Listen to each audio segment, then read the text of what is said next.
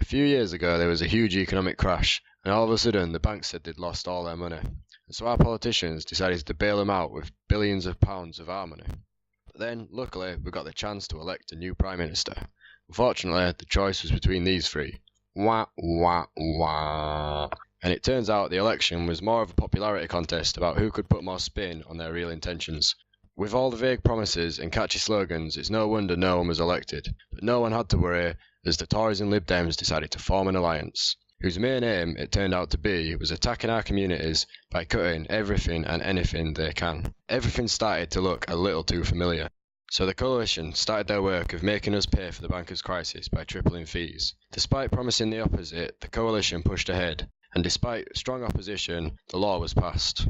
After promising to attack our education, they moved on to axing everything else. They are now forcing through massive local cuts, leading to 1,500 jobs going in Leeds, up to 15 mental health clinics closing, and up to 20 libraries shutting, rubbish collections halving, and bus and train fares rising. They're even wanting to dismantle our NHS, with 800 staff losing their jobs in Leeds, and with GPs being forced into choosing private healthcare as NHS services decline due to lack of funding. This will all have devastating results.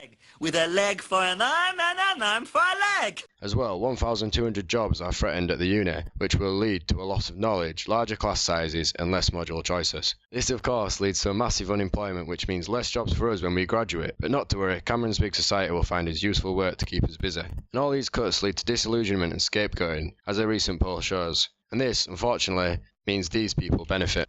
Which is why we need to work with our community to make sure we aren't divided and threatened. But it doesn't all have to be this way. Protesting has proven to work in the past, and is still doing now. If we don't want something to happen, we should do something about it. And just because something is voted into law doesn't mean we have to let it come into effect.